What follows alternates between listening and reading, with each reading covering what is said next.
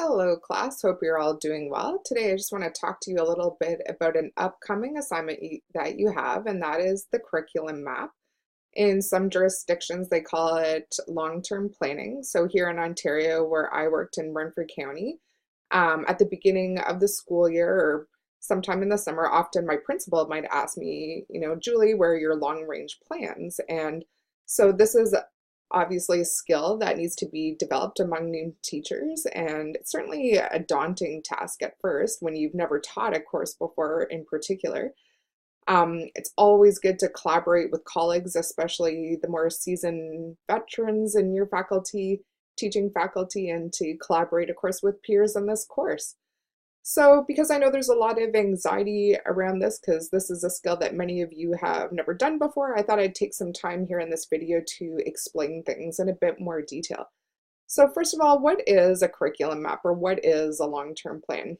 Essentially, all that is what you plan to teach for an entire course, if we're talking secondary school here, so English language arts, whatever, an entire course, in particular entire course or subject. In elementary school, often we call them subjects.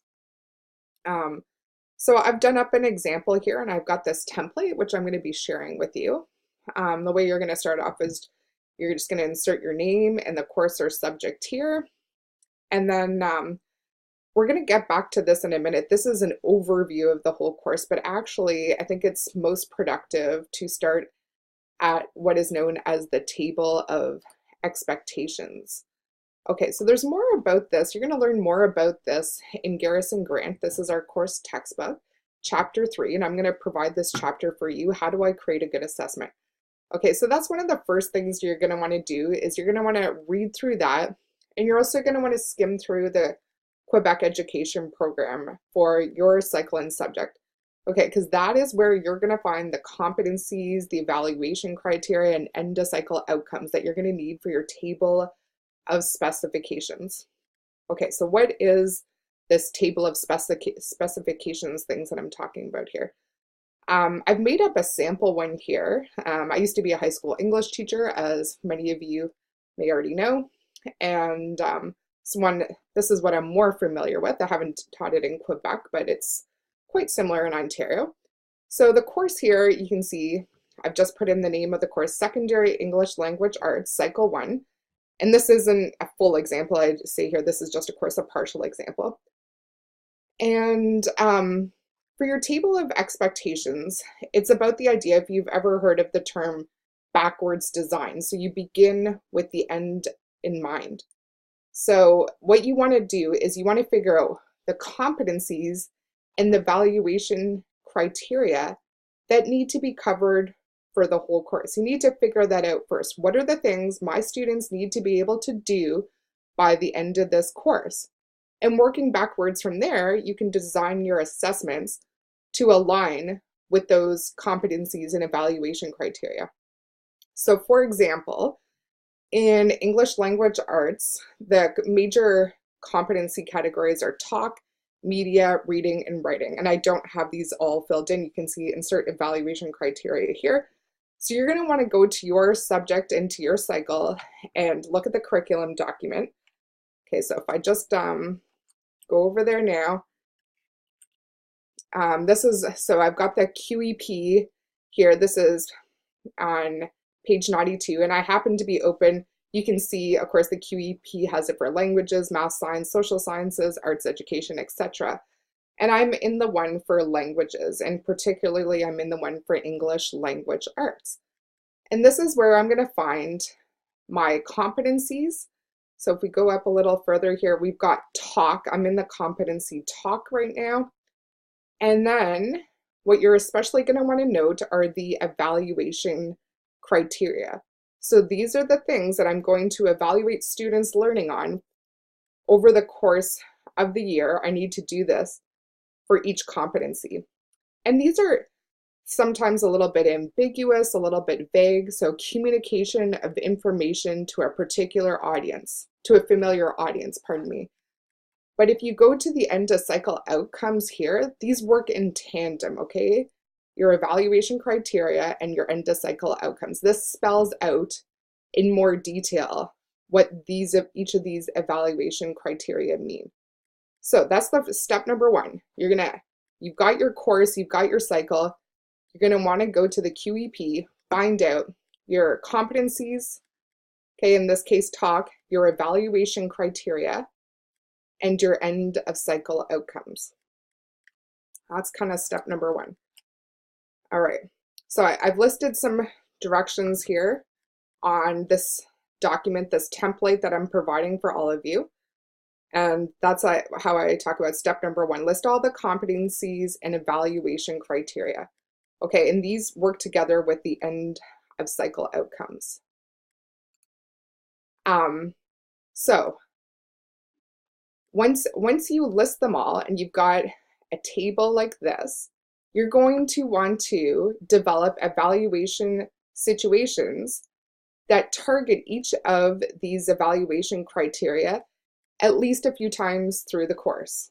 Okay, so I list that right here, at least a few times through the course. Why do we do that? Okay, so first of all, because doing that gives greater reliability to your assessment program. What if, as a student, you give me a test one day and it covers a particular evaluation criteria on one time, but I'm not feeling well that day and I don't succeed? That's not a very reliable measure of what I know about that. So you want to give students multiple opportunities over time and multiple and varied opportunities over time to assess their learning, okay? Because that's going to increase the reliability of your assessment. Similarly, you want them to be varied because, if it's an essay test and maybe I'm not great at writing, but I really understand that concept, I might be able to demonstrate my learning in a way other than writing. Okay, we call that differentiation, differentiated instruction, differentiated assessment. The other thing, of course, is that by listing out all of your evaluation criteria for the whole course and covering them a few times, we have better content validity. So you're going to want to go back to module 2. If you're scratching your head a little bit right now, you're not quite sure what content validity is all about. Okay. So you've got your evaluation criteria for each of the competencies. You've got evaluation situations. So I've made up a sample learning and evaluation situation here. And the title of the LES, this fictional LES that I've come up with, is Literature, Media, Popular Culture, and the Environment. Okay. What is that all about? We'll get back to that in a second. I'm going to do a public awareness campaign, a media quiz, and a group avatar movie review. Okay, so we'll get to these in a minute here. Let me just provide a little bit more context. So I'm going to go back to the overview that I showed you at the beginning. All right, so my first LES, we'll call this, in this fictional curriculum map that I'm developing, it's called Literature, Media, and Popular Culture in the Environment. Okay, so the description, essentially in this LES, the timeline is going to be the first 1 to 5 weeks of the semester. So that's what you see right here, weeks 1 to 5 of the semester. You're going to want to get out a calendar and find out how many weeks are in a given semester. And then you're going to want to think about your units and how they're going to unfold, your LESs. And in English, it certainly doesn't matter as much as other subjects like math and science, the order in which they unfold. In math and science, often knowledge builds upon knowledge. So there needs to be there needs to be a logic to how your units unfold, okay? And in other subjects, not so much. All right, so in this template, what you're going to do here is you're going to write, the timeline, then you're going to write a description of the LES. So in this, when I say we will explore environmental sustainability as it is presented across a range of genres, including essays, films, news, and social media, we will also explore how discourse, genre, and rhetorical knowledge can help us construct and deconstruct media messages about environmental sustainability. Okay, so you're offering this brief description of the LES, and then you need to come up with your summative assessment, or what in Quebec is called an evaluation situation. There could be more than one.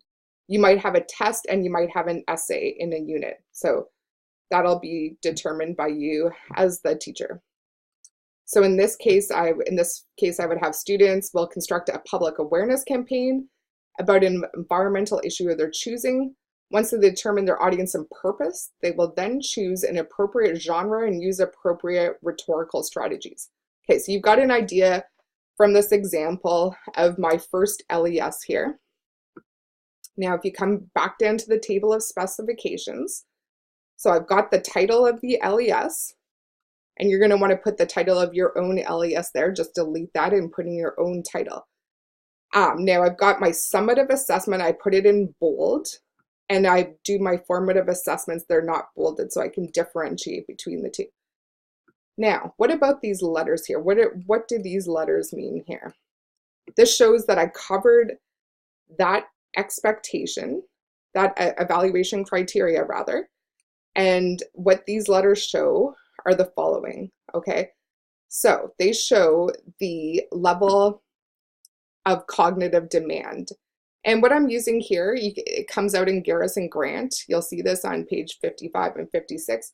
But this here is, I'm using for the range of cognitive demand, I'm using what's known as Bloom's revised taxonomy. So you might be familiar with this. I put a little visual here to help you with that. And because ideally what you want to do is cover a range of cognitive demand with particular attention to what is often abbreviated as HOTS, or higher order thinking skills. So you really want to focus on this top part of Bloom's taxonomy, because often teachers tend to do a lot of multiple choice testing and they focus on the bottom part, which really isn't, they might forget the day after the test. But this up here, the top part of Bloom's, is what stays with us long term. Okay, so these are each abbreviated. So if you see a C here, that means create, that means apply, right? And so on and so forth. Okay, so you're going to set this up for your whole year for each of your LESs. Takes a bit of work, but no one ever said teaching was easy. I'm sure you knew that getting into this, right? And make sure you cover each of those evaluation criteria, ideally a few times throughout the course. So this is just a partial one here. You're going to want to fill that in for your entire course. Okay.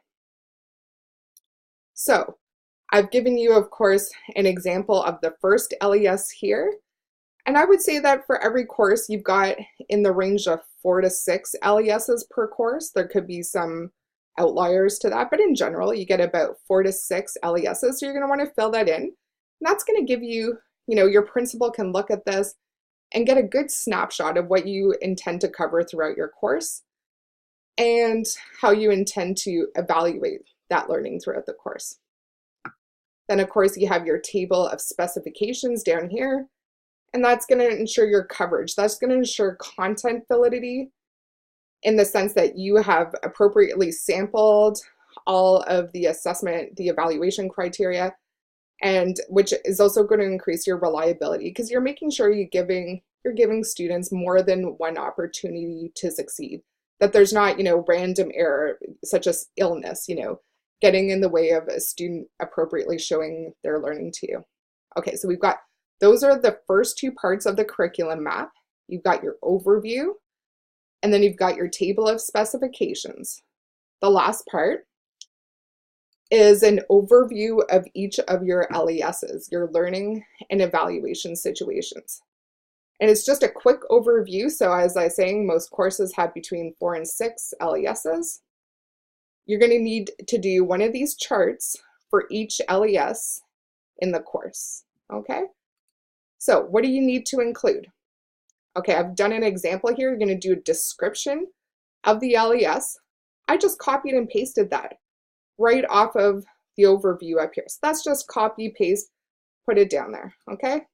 So description of the LES, description of the evaluation situation. Once again, just copied and pasted from above. But now, while the overview gave you that quick snapshot of the whole course, The overview of the LESs is going to give you a quick overview of each LES. So you need one of these for each LES. So you're going to have this, and then you're going to have your evaluation criteria. And of course, these are coming directly from the work I've already done on your table of expectations, okay? Right there. But we're going to get into then a bit more detail here. We're going to get into enduring understandings. You're going to read more about that in a textbook chapter that I am going to give you. And it's from a chapter called Know Your Curriculum Documents and Know Your Students. And in this, they're going to talk about essential questions, big ideas, and enduring understanding. So you're going to see that presented in this chapter. I won't go into detail right now, but here are some examples of enduring understandings. The medium is the message, and humans have the capacity to both help and harm the environment. So I've decided that those are the enduring understandings that I want to cover for this LES. And then I've got some essential questions, which you'll read more about in that chapter as well. So for example, can there ever be a balance between humans and nature?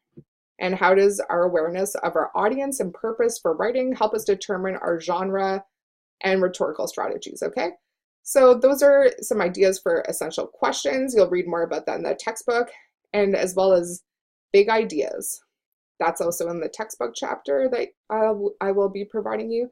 And finally, you're going to want to list here, a couple cross-curricular competencies. So because I'm creating a media product here, it made sense to put this cross-curricular competency.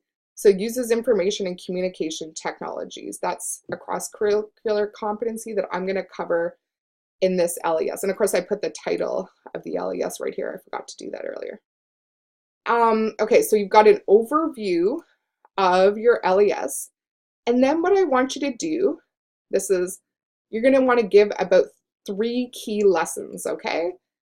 So I even say that right here. I've got some directions here about 3 key lessons per LES that show you scaffolding your students' learning in preparation for the summative assessment.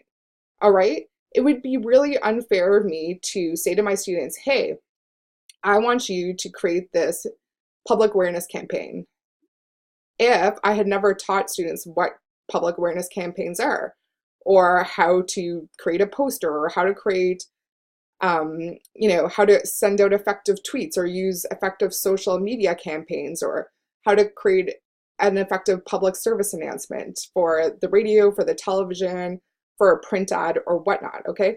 So those would all be things that I would want to do to scaffold my students' learning in preparation for the summative assessment or the evaluation situation that is part of this LES. That's the focus of this LES. So I want you don't need to list every single lesson for your unit. You want to list a few key lessons. And I just want you to give me a title of the lesson. So in this case, the medium is the message, and a brief description of the lesson here. So I say students will understand about the affordances and limitations of various media. Okay, so this is what is referred to in the textbook chapter as knowing. The authors distinguish between know, be, and do. So I want you to write 1 or 2 sentences describing what students will be able to know, be, do by the end of the lesson. And they are kind of what they sound like, but there is, once again, more information provided in that textbook chapter. Okay, so you're going to write, it's just a 1 or 2 sentence description of your lesson. And you'll want about 3 lessons for each LES in your curriculum map. And then I want you to, every lesson you focus on about 1 to 2 evaluation criteria.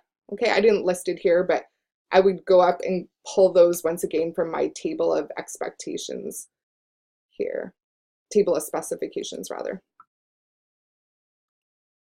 And finally, I want you to think about assessment. Assessment. We know from our first module that it definitely drives learning, right? It can be one of the most effective things you do to help your students learn. So I just want you to briefly describe here how you're going to formatively assess learning. So is it going to be diagnostic or formative? And I also want you to take some time to think about what assessment tool you might use. Okay, so it could be an exit card, a checklist, it could be Kahoot, Four Corners, Think, Pair, Share, KWL, traffic lights, thumbs up, thumbs down. You've heard about many of these, and if you haven't, I've hyperlinked to some more ideas for formative assessment, or just Google formative assessment ideas, and you'll get hundreds of ways to do formative assessment. So once again, for each LES, you're going to need one of these, okay? One of these that has an overview of the LES, and then about 3 key lessons for the LES. All right, and once you've got that all together, you've just designed a course. And if you get assigned, if you get hired over the summer to teach a course and you fill out one of these, you're going to be ready to go in September. You're going to know what direction you're going, and more importantly, what direction your students are going. You're going to begin with the end in mind. You know the learning outcomes for your students, and you know how to get there. So this is a challenging task and probably something that most of you have never done before, but feel free to reach out to me if you have any questions. And also, feel free to, I always say, why reinvent the wheel? If your associate teacher has, Dropbox files or a binder of amazing lesson ideas and amazing unit plans or LESs, hey, good poets borrow, great poets steal, for sure.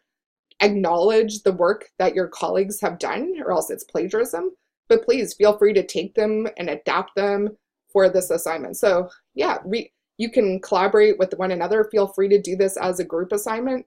So if someone else is a math teacher in the class and you're also teaching math on your upcoming practicum, hey, reach out to that person and it'll go much easier. I know that was long, but that is more or less how you do a curriculum map, and wish you all great success, and don't forget you're welcome to reach out to me at any time.